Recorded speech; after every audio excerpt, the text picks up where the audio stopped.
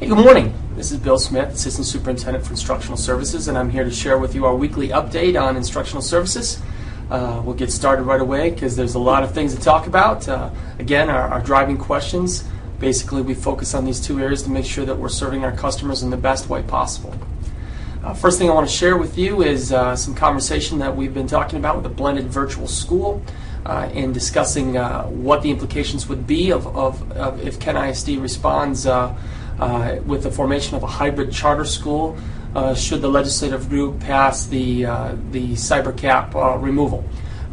Depending on the recall election of Representative Scott, the chair of the Education Committee, this legislation may come forward as early as tomorrow, and so we need to have a plan that will help us understand what we need to do should this thing come forward. And the plan that has been introduced and shared in the KSA Secondary Redesign Committee as well as Collaboration Committee is a plan that has three parts. You would have a college academy that utilizes a fifth quarter concept that would allow students to complete an associate's degree prior to the completion of their 4 years of high school, utilizing a fifth quarter and taking advantage of the macro agreement. It also would have an alternative education component where we would follow some pretty successful models that are out there that there's an outreach piece where we would go actually to the learner's home and assist them in providing mentorship, both a life coach, so to speak, as well as an academic coach. And then the last piece would be what I would call other, and that's the instructional supports that our local districts need to extend the school day, to provide credit recovery in the summer, to be able to get a fourth session at KCTC should that be something that they sought out. This is the other aspect of a three-part hybrid charter school.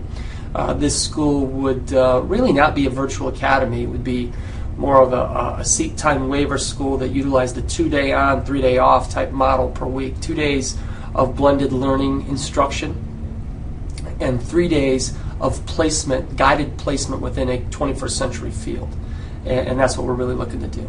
There is a big list of need to knows, and we've sent some inquiries to MDE to determine what we need to do as the next step should this become something that's a reality for us.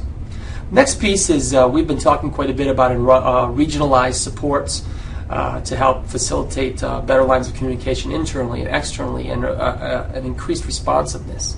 And also to identify for everyone specialized skills that our staff provide, which we have many talented staff, and we have an opportunity to be able to showcase those skills. We've been reviewing pros and cons, and again, this is a draft. This isn't the final version, and please excuse any mistakes that I might have here in spelling. I know that we caught a couple this morning, but I want to share with you a slideshow presentation of this. And let you get a chance to take a look at it and kind of zoom through it. This will show you a little bit about what I'm talking about here. And let me see if I can go full screen on this. Again, built off that same process, how we can best serve our stakeholders and how we know we're doing a good job. We've broken this down into regions, and you can see Region 1, Region 2, and Region 3. We've thrown some names in here, and obviously some typos. So I kind of whipped this out on Friday before I left for a conference. But in Region 1, this team would work as a cohesive unit. Mark Raffler, representing teaching and learning, but also a specialist in ELA social studies. And we do know that social studies is rolling out soon, and we may have to add some staff to be able to cover that. Craig will be in the ed tech consultant side, and he'll be a tech hardware specialist. And Laura Otten, again, this is draft, would be school improvement and be the expert, the go-to person for federal program specialists. So if anybody in any opportunity that we serve needs help in any one of those subset categories, those would be the specialists that we would share. So they work as a team within a region, but also as experts in serving the needs as those come up. Region 2 would be Allison Camp, teaching and learning, and a math specialist. Andrew would be the ed tech consultant, and he would be responsible for specialties in tech software, and mainly tech software and the implementation of Web 2.0 tools used in the classroom. And then Susan Brummel would be a school improvement rep on that team, but also be the data tech and SMART goal specialist. So when districts needed assistance in those areas, we provide it. Region 3, services. team would be Jen. She would be teaching and learning, but also a science specialist. Ron Houtman would be the tech consultant in that group, but also a 21st century instructional pedagogy specialist, long-term for doing what Ron does. And Ben Borkel would be the school improvement rep for Region 3, but also responsible for the school improvement process as a specialist. So when people have questions about the process, that's our go-to person. And this gives us exactly what the local districts have defined as a way that we could support them better. And that's a regional team that they have familiarity with, as well as a specialized service plan so that we have the experts in each areas where they typically pick up the phone and call. Now, how does that team work internally? That Region 1 team would work collaboratively with, for example, Glenn Finkel would be the director's side. So what happens in this team meeting would be brought to the director's meeting, and Glenn would voice that. And Mike in special ed would be making sure that every single conversation within that team has an understanding that how does this implicate, or how are the implications, or what are the implications for special education, and how do we support learners with special needs. So we cannot allow conversation to occur without that understanding of making sure special ed has a voice and seat at the table. So this is our response to be able to do that. Region 2 with Jared would be the director of support and bring that information forward, and Kindy would be the special education support person there to make sure that the conversations integrate and reflect a response to special needs populations. And then in Region 3, Terry Porras would be the director that would bring it back to the director's table, as well as Lori Vanderplug would be the reinforcement to make sure special education is part of the conversation.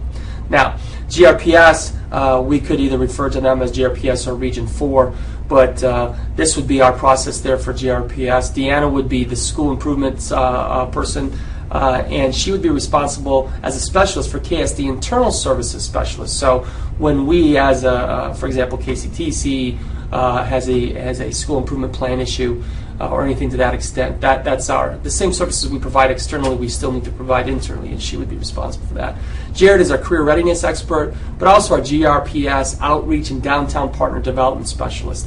We continue to try to create a presence in Grand Rapids to be able to serve the greater community, and Jared has done an excellent job of being able to handle those things. And then Mark Maynard would be the school improvement rep in that setting, but also the data warehouse specialist. So as this all fits together, this is basically our plan. Now, we've got some structural changes here on the left, but we had some conversation about in the departments of one. And if you look on the side to the right there, these aren't really affiliated with each region. These are just support. So I'm going to move that over on the left side before we publish that. But if you look through that, Michael is responsible for the expert specialist in compliance and monitoring. Mark Maynard, again, data analysis specialist. Casey Gordon will be teaching and learning special population specialist. Kindy would be the assistive technology. Terry Porras, again, Common Core and college readiness. Lori would be the expert when it comes to program and legal assistance specialist. Amanda would be involved in this as the lead for the PD hub and key contact person. Jared is the key person when it comes to CT and satellite programming. John Dickey would be the key contact person and specialist when it comes to data systems and TINET specialist. And Glenn would be key when it comes to data services specialist. So that is an organizational structure of our team. And I've left some blanks there because obviously we have some things that have to be filled in. And again, this is not a finished plan. This is put out there for some feedback. And that feedback can come to me, it can come to your director, it can manifest itself, at our next meeting. But basically, that's what we're looking to try to do, and that's how this process works. So I appreciate you taking the time to take a look at that. And again, my apologies to the spelling errors, but just understand that we whipped that thing out, and I just wanted to share with you what it kind of looked like so that you got a chance to see it. Next thing, TINET. Obviously, we continue to work with TINET, and the key issue there is our success in TINET rollout. It will drive what people see of us as a successful organization to serve their needs. So that is definitely a high priority. Models of services, our IT team, and all teaching and learning, and everybody. But boy, oh boy, I'm excited to see some of the things that they're doing. They're in the process of working out a day in the life. Where they're showcasing what they actually do through a video construction of their visits to Sparta and so forth. What a great experience the Unconference was. Outstanding just an example of what you can do when you have the motivated leaders and engaged leaders from whatever position that they're leading from. Outstanding. And we had a great day yesterday with one-on-one or one-to-one rollout with Kent City staff when they came down and visit for a district-wide PD, which brings us to Models of Services. Boy, teaching and learning, great work with the PD experience for the entire district for Kent City. We have on the docket, Comstock Park is coming up, so lots of great things happening. We are really living the question 1 and 2. I had the fortunate opportunity to be able to go to the Michigan Virtual University Symposium on blended learning Sunday and kind of informally on Sunday, but the all-day conference. Boy, the future of instruction is just bright. What a great horizon that's out there when it comes to technology and integrating that in. I got a chance to see firsthand some of the things that are out there. I sat with the actual the brain trust behind Hippocampus, Gary Lopez from the Monterey Institute, who is the key technology advisor to the Gates Foundation's work. We spent an afternoon Sunday, Ron Kaler and I, and what an incredible amount of work is being done. And it's always nice to be part of that kind of conversation. And the question comes up, where do we fit in? And I'll just share with you the work that we've done here in the last couple months, and foundational work well before that. We are in a definite leadership role of global implications of change, and it was a great week, a great weekend. So not often do you get a chance to talk school education, instruction, global challenges with people who can really change things at a global scale. Getting an inside look at what the Gates Foundation is looking to do with education was a tremendous experience, and I'd love to be able to share some of the details with you on that. But again, what a great opportunity, and it's an opportunity provided because we have great people here, and people seek us out for leadership roles. And Kent ISD is one of 24 innovative partners with the Michigan Virtual University that will help lead change not only in Michigan but nationally. And just exciting times. So, bringing the loose ends together, I just want to share with you we have many committee initiatives that are working. We're still working on a coaching cadre that will continue to roll out. The IT project is going tremendously. We're working with a vendor to be able to identify what the challenges will be to be able to get that done. Virtual school is a hot button conversation. I got a chance to meet with Region 2 superintendents, gung-ho about the opportunity to be able to have these type of opportunities regionally. And we continue to have conversations about regional instruction. Just want to give you some tidbits on what's going on. Teaching and Learning Ed Camp, again, what a great event. 250 people have registered for the Common Core rollout. We continue to go out in local education districts to work with them on PD. Kent City came here. We'll be going to work with Comstock Park. CT and satellite programs. We had 160 people go to the aviation aeronautics open house. Wow, what a great thing that was. We have 25 kids in the health science industry, health science cohort that are going to be mentored by resident physicians. What an experience that is. And in IT, you will be seeing them rolling out soon. The phone upgrades are in, and the implementation of that stuff will be coming forward. So many things came forward with positive news. Great notes about the work that's being done with school improvement.